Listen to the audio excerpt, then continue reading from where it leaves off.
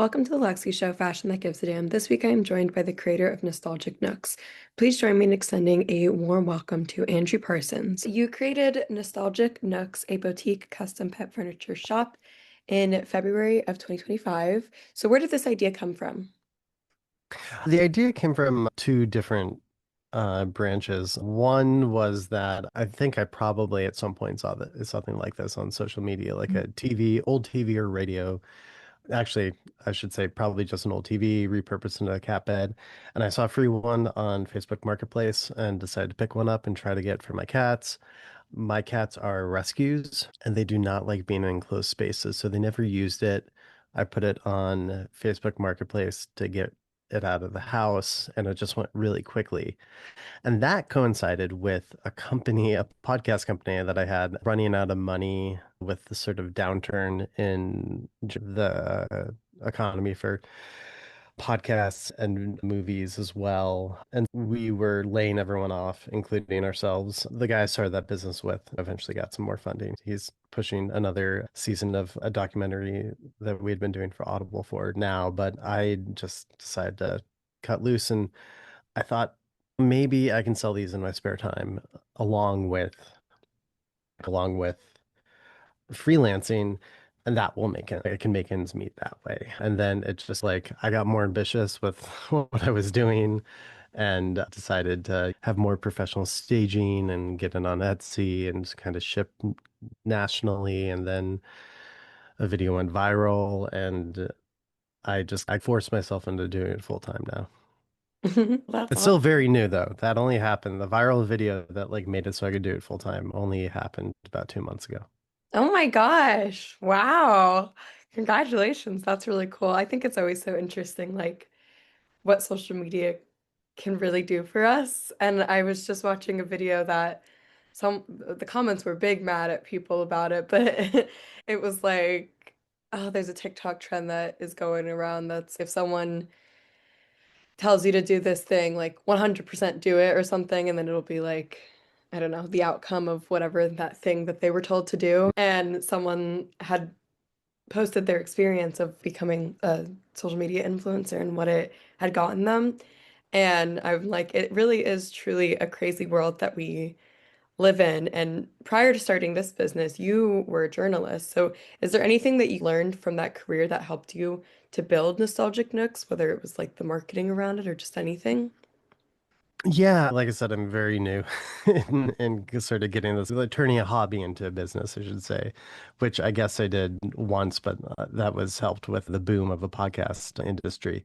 But I would say there's two ways that it helps. One is storytelling. That was what I did, though I did much more long form documentary storytelling. And there's been a shift in my brain on how to do better storytelling on social media. I have a lot of followers right now.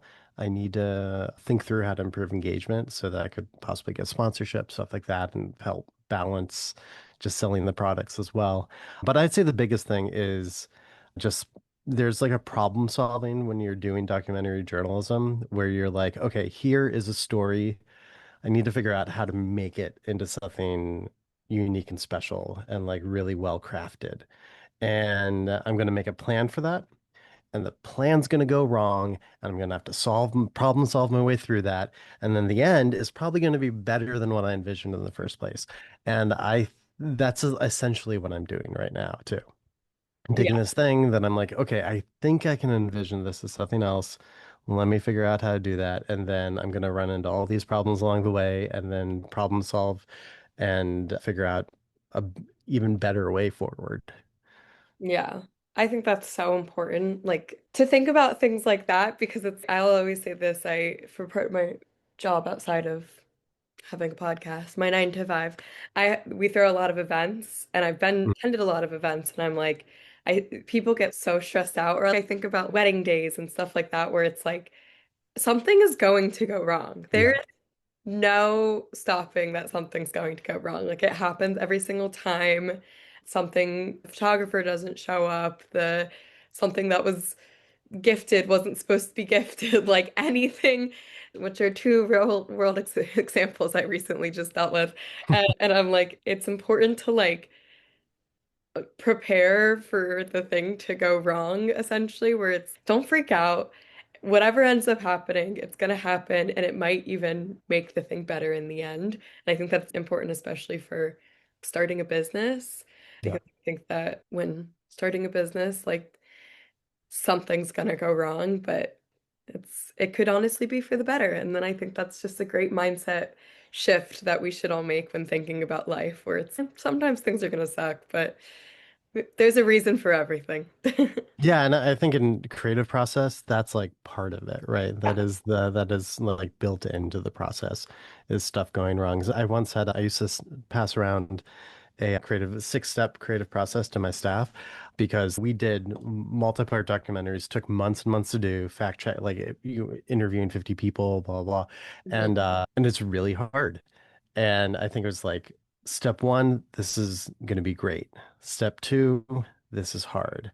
Step three, this is shit. Step four, I am shit. Step five, maybe this is good. Step six, this is pretty great. I love that. Like, you should put that on a t-shirt. That's great. And this is like a much smaller scale. It happens like in a week.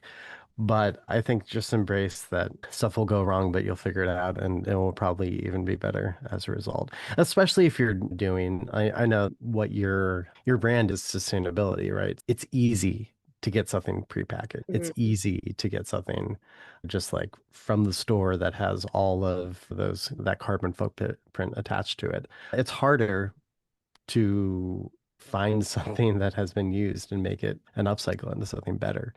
But it's more rewarding, it's more unique, it's more interesting, the style's better. So, but what is packaged into that is working a little bit harder and doing something a little bit more interesting. Yeah, no, completely. That was the perfect segue to my next question. I am a professional journalist.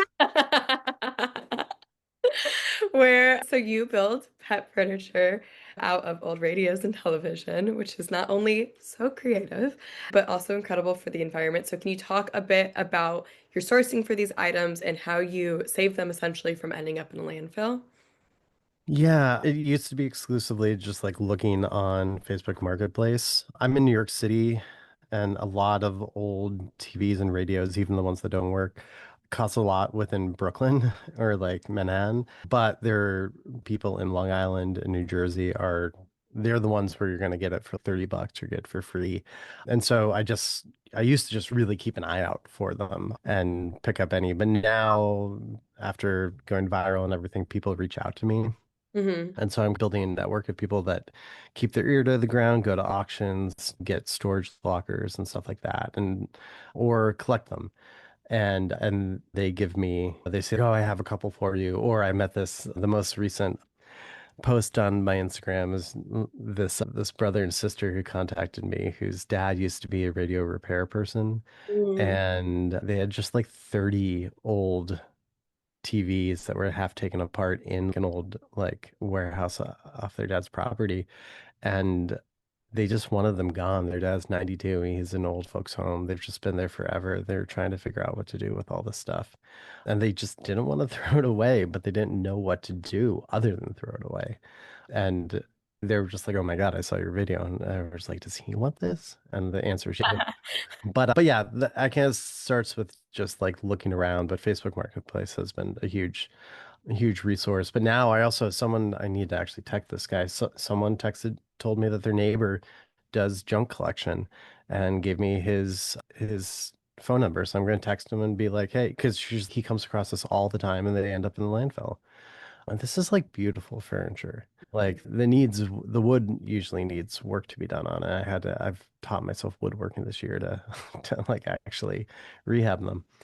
But they're beautiful statement pieces. Like that's what TVs and radios were. They were furniture.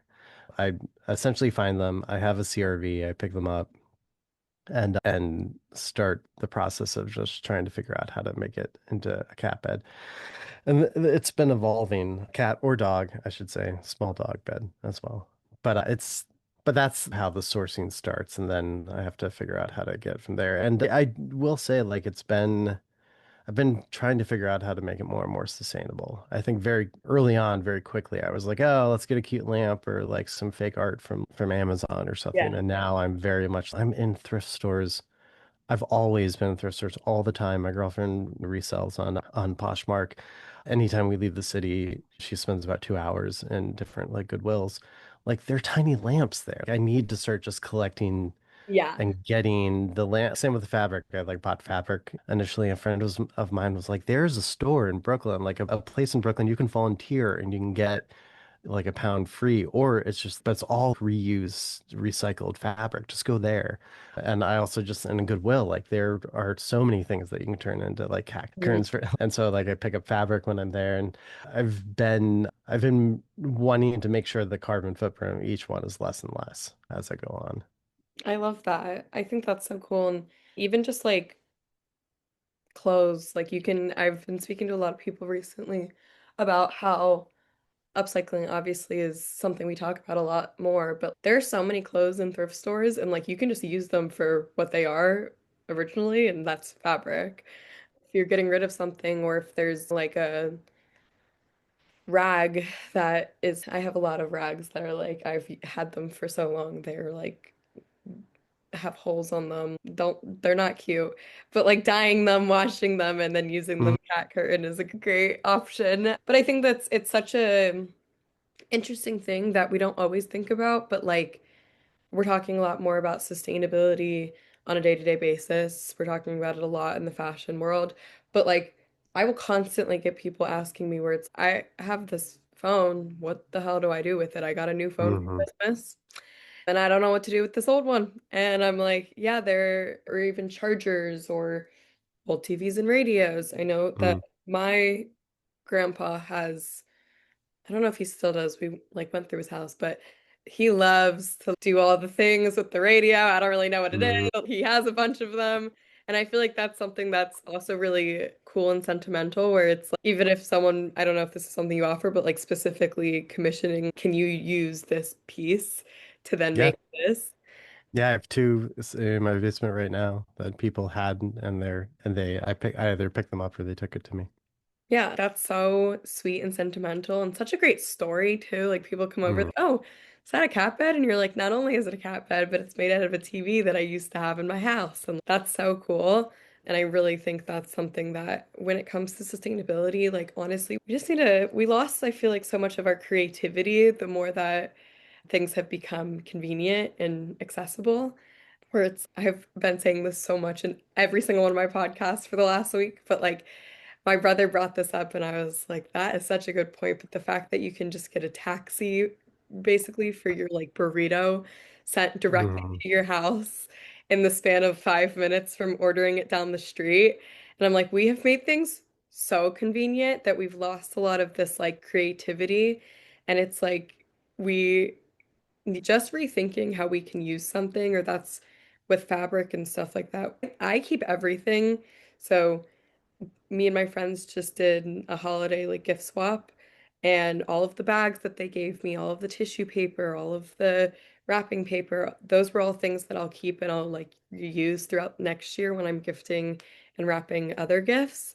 And I'm like, so much of being sustainable is just not throwing as much shit out, like Yeah, just rethinking it. that's the way it was for such a long time. Like Yeah. before the 1940, before the Plastics Revolution really, and companies figuring out that if you can make something that deteriorates with time, people have to replace it, then they're going to just throw it out. But if you go back to the 19th century, early 20th century, like a lot of things were made of tin, glass, fabric, and people knew how to reuse them. People saved their bottles, they saved their cans, and they like canned stuff in them, they repackaged them.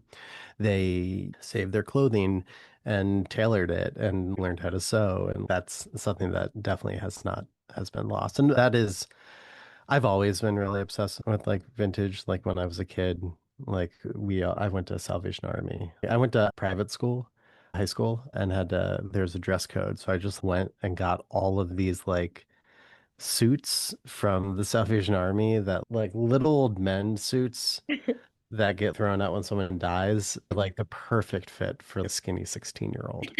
And and I get dollar ties, and that's just like how I Like it was a more interesting style Yeah. than like any of the prep school kids I went to school with anyway. But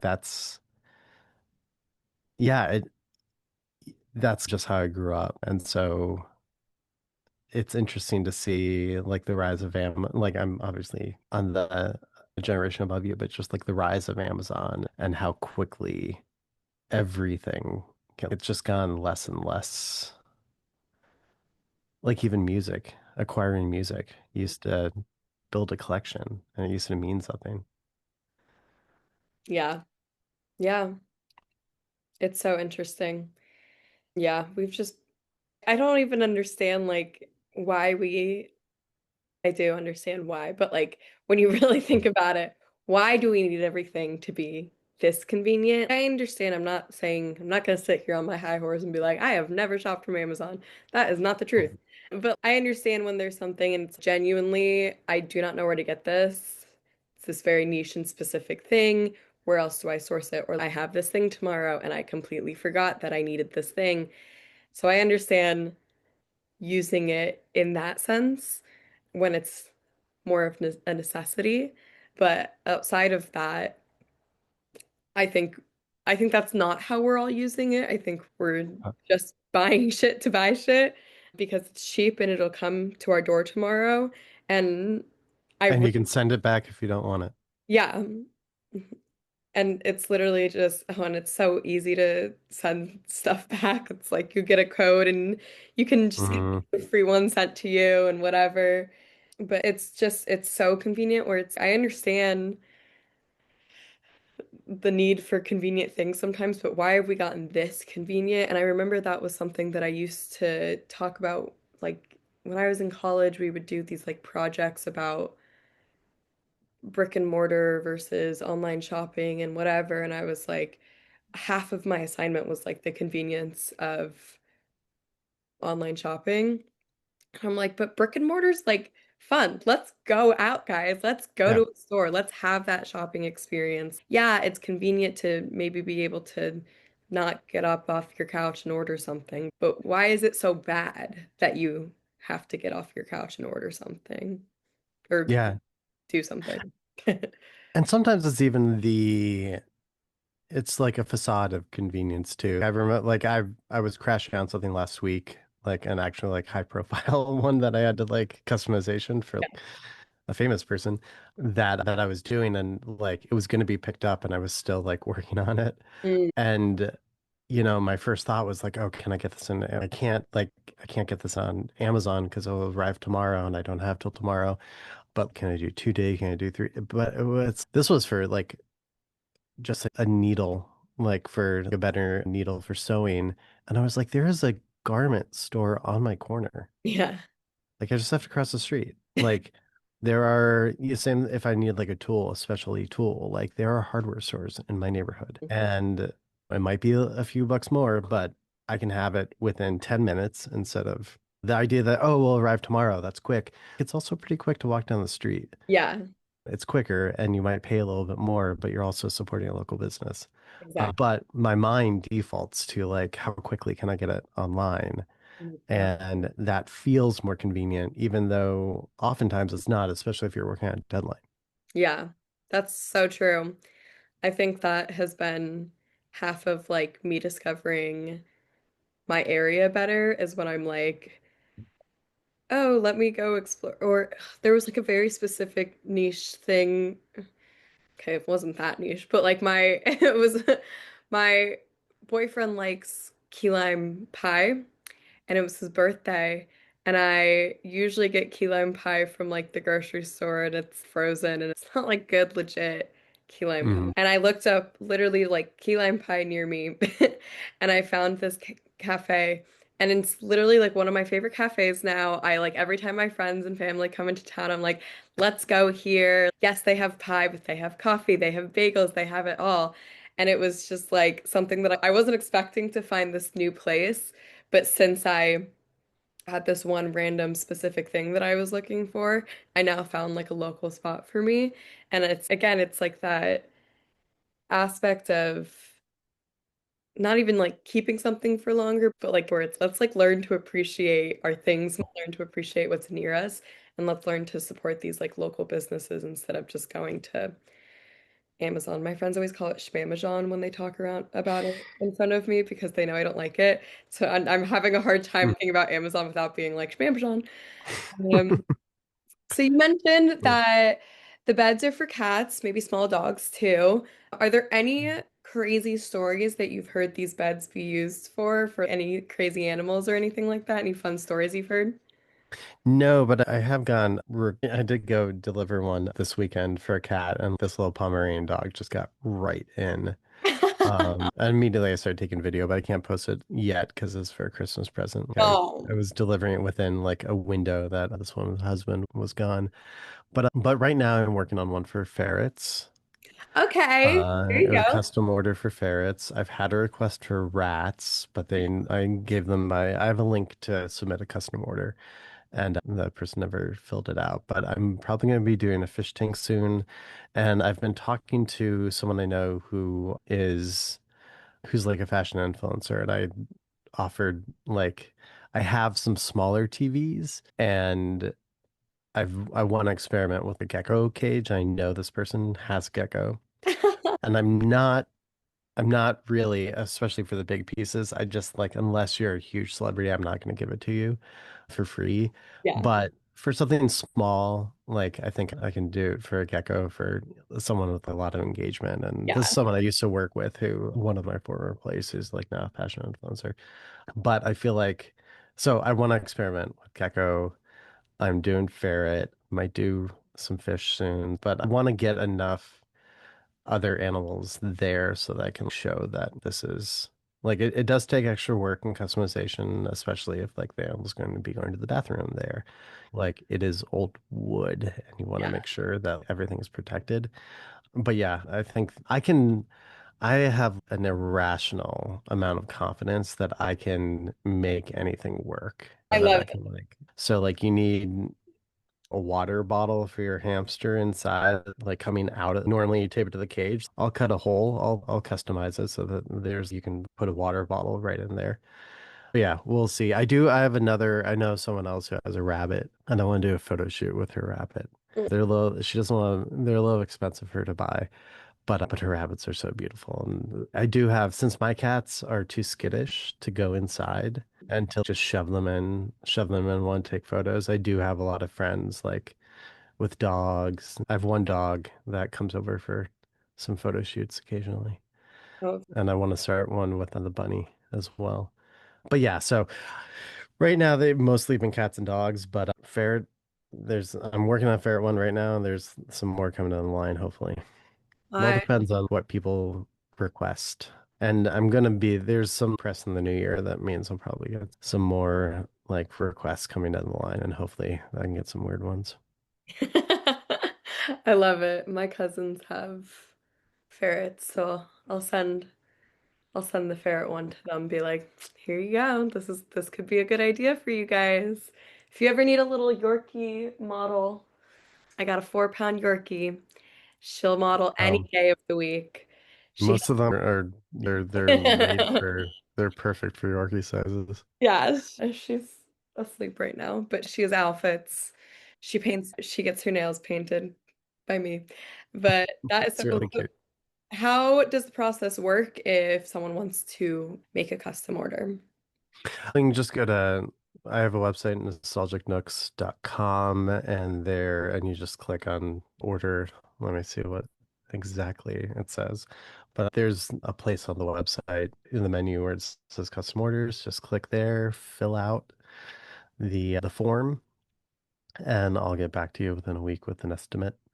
And there's a customization fee, there's a deposit if once you're good to go. I have like over 50 different non-working TVs and radios to choose from.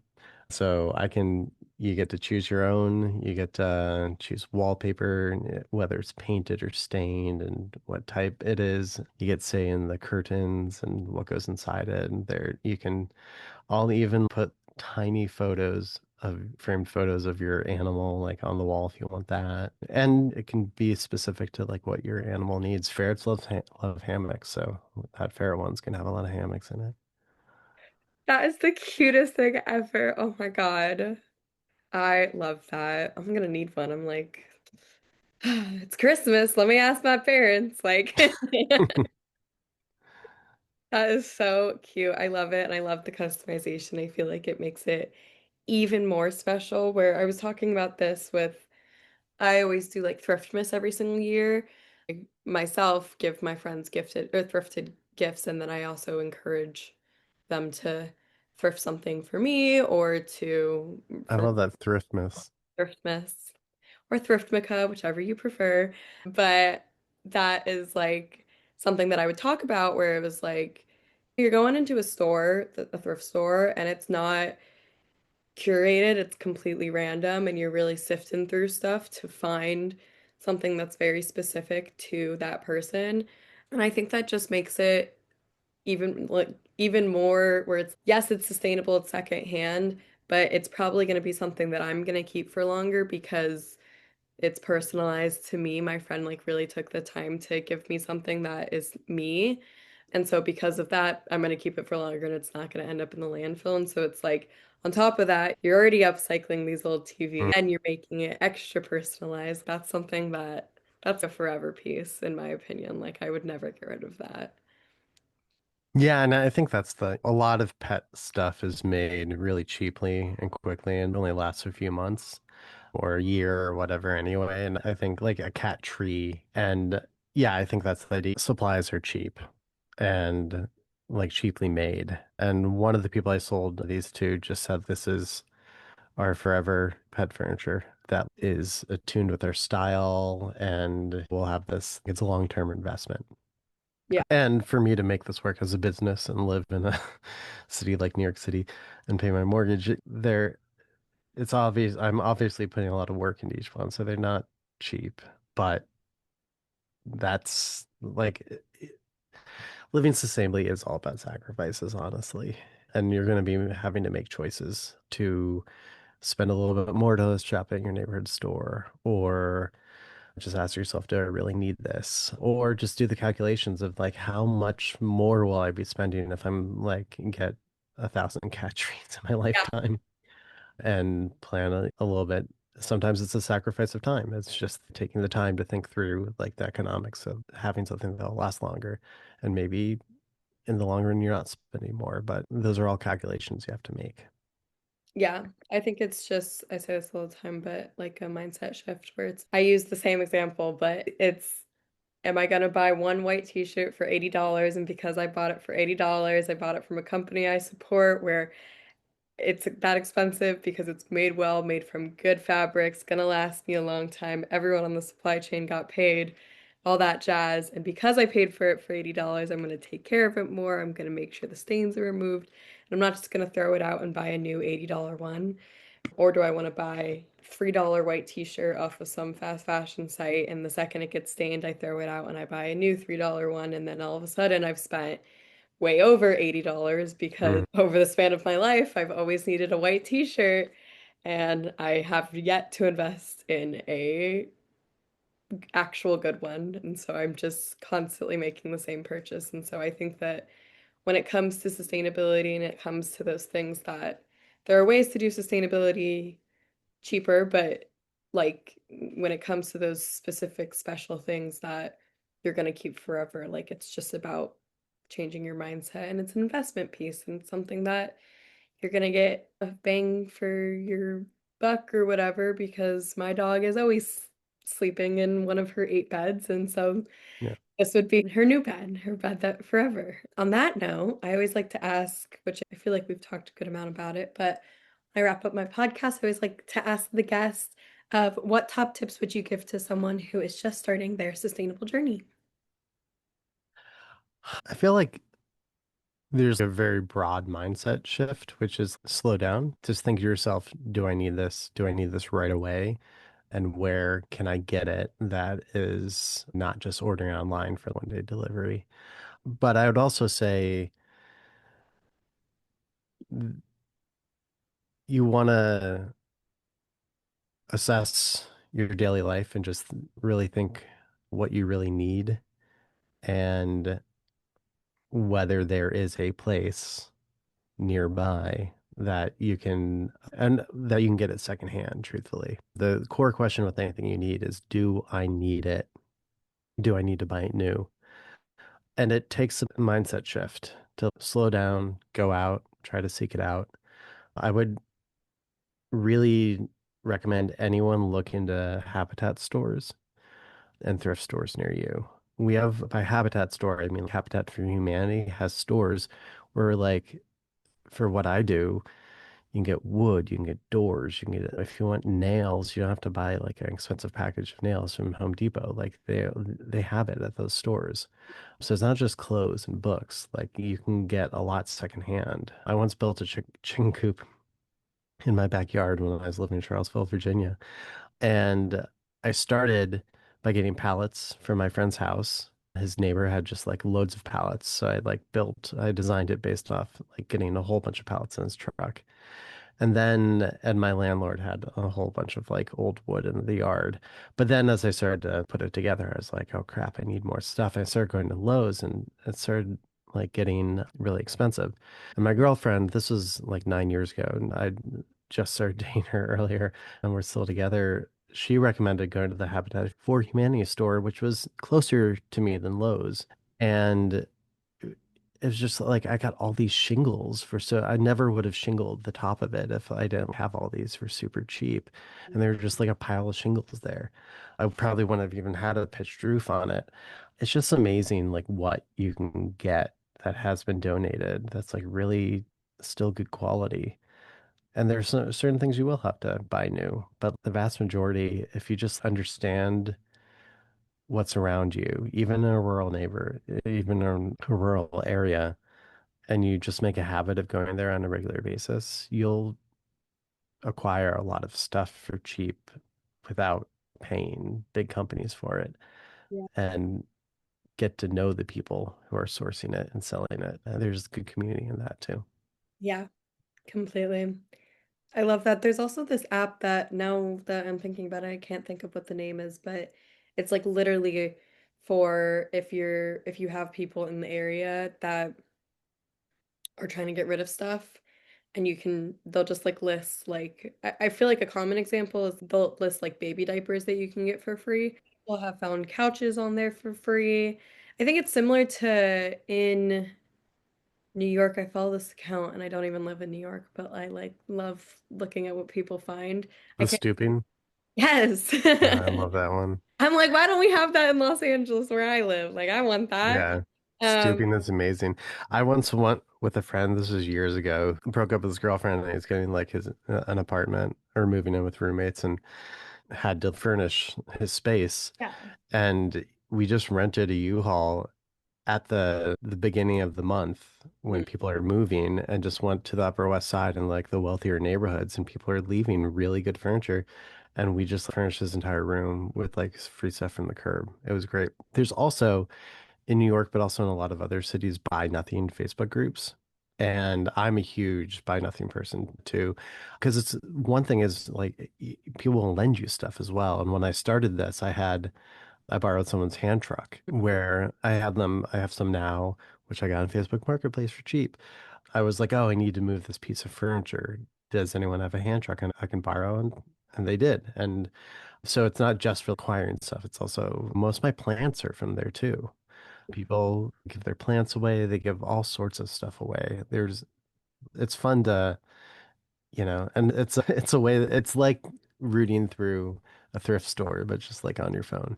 Yeah. So definitely recommend buy nothing groups too, because you can, and just look up on Meetup. People have clothing swaps that they throw as well. It's once you start looking, you'll be amazed. Yeah, Even in a rural area, like what there is completely. just around you, just under your nose. Like estatesales.net too. My favorite. Like I'm a big estate sale person. And usually there aren't like TVs or radios, surprisingly. And if they are, they're like not. great deal, but I get tools from there. I got a bundle of like tools and a new saw, like table saw, bundled with all sorts of other things, like for $30. It was an amazing haul. And like the guys that work there, especially if you go near the end, they're like looking at all the stuff you want. They're like, oh no, $40. Yeah. That's literally when my parents sold my childhood house. We had a 2 day, no, a 1 day estate sale, 2 day, I don't know. But near the end of it, we were like, we're leaving this house. We don't need this stuff. And we just Yeah. were like, yeah, take it. Like, you got it. And there were people that came that I like literally, I think knew that because they were like just grabbing shit and we're like, okay, like, it's the end, it's the second day and the last hour. What can you give me? And we were like, yeah, just take it. Like, we don't even, we Yeah. just want it Yeah. gone. It's amazing. We once got an amazing piece of stained glass that the guy was like asking $250 for, but we knew it was the last day of the sale. Yeah. And I was like, my girlfriend, she's such a good bargainer. She was like 60. And he was like, no, I can't do that. This is like $250. She was like, okay, take it or leave it. And he's 80 and she's 70. And he's, oh man, like if this is like worth hundreds of dollars. And she's, your choice. And he's fine. Yeah, that's the way to do it. I'm sometimes really good at that, and then other times I get like super uncomfortable and can't do it. But I was at a thrift store. I was very shocked that this happened because usually, I don't know, I've never had this happen at a thrift store, but I had found this rug and it was gorgeous. And I looked at it and it had a tag for $40 on it. And I was like, $40 for this huge rug? That's insane. It was cowhide. And I was like, that's insane. Like $40 for this. So I was like, I don't really have a purpose for this, but I'm getting it. Like, I need it. $40. I'll find a place for it. And I got it. And the guy was like, where's the tag for it? And I was like, oh, it's right there. And he was like, $40. This is like a $280 rug. And I was like, the tag says $40. I don't know. And he was like, no, it's like more expensive. And I was like, okay, then I'm not gonna get it. I don't want it for that much money. And he was like, okay, you can have it for $40. I was like, what? Yep. I Yeah. wasn't even passionate about it. I was just, Once you're willing to walk away, yeah, the moment that you are willing to do that gut check and walk away, it's amazing. You'll be yeah, amazed what you can get. Also, for places like Goodwill, a lot and like other thrift stores, like a lot of them have when you walk inside, look at the day of the week and the colors of the tags because there's usually 50% off for like specific colors each day.